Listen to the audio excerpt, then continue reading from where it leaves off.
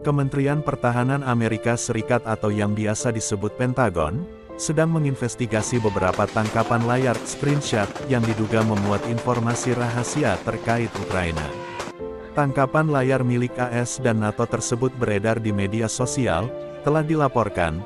Pejabat AS mengatakan dokumen tersebut merupakan bagian dari slide asli dan bagian dari intelijen harian yang lebih besar. Tersebut dibuat oleh Pentagon tentang perang Ukraina vs Rusia. Namun, beberapa bagian tangkapan layar tersebut tampaknya sudah diedit. Wakil Sekretaris Media Pentagon, Sabrina Singh dilaporkan tidak mempertimbangkan keabsahan dokumen tersebut. Namun dalam sebuah pertanyaan, Pentagon kabarnya menyadari ada laporan soal unggahan di media sosial tersebut dan Pentagon sedang mengkajinya. Kemunculan dokumen itu, entah asli atau palsu, telah menaruh lebih banyak fokus terhadap kapan serangan balik Ukraina yang terencana akan dimulai dan apakah, jika ada, yang diketahui kedua belah pihak tentang persiapan pihak lain untuk itu. Satu foto yang beredar di kanal Telegram Rusia dan dikaji oleh CNN adalah sebuah foto salinan dalam bentuk cetak sebuah dokumen berjudul US, Allied dan Partner UAF Combat Power Build. Dokumen tersebut, yang berasal dari Februari dan ditandai sebagai rahasia, memuat susunan jumlah senjata pihak Barat yang sedang dimiliki Ukraina, perkiraan pengantaran sistem senjata tambahan, dan pelatihan yang telah atau akan diterima Ukraina terkait sistem tersebut. Dokumen lain berjudul, Rusia-Ukraine Joint Staff J3, 4/5 Daily Update D+370 dan ditandai juga sebagai rahasia. Label J3 merujuk kepada Direktorat Operasional dari Staf Militer Gabungan AS. Sementara, J4 menangani logistik dan mesin, serta J5 terkait strategi yang diajukan, dan rekomendasi kebijakan serta rencana. D+370 merujuk ke tanggal dokumen tersebut dihasilkan, 370 hari setelah hari pertama invasi Rusia.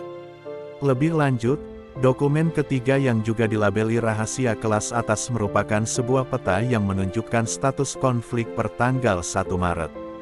Peta tersebut menunjukkan lokasi dan ukuran batalion Rusia dan Ukraina beserta jumlah kehilangan di kedua belah pihak. Jumlah korban dalam dokumen tersebutlah yang diprediksi para pejabat Pentagon telah diedit.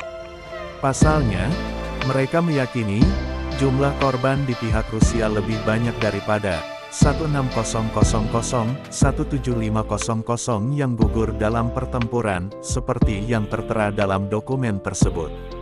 Di sisi lain, dokumen itu pun mencantumkan jumlah warga Ukraina yang meninggal dunia yakni 61000-71500.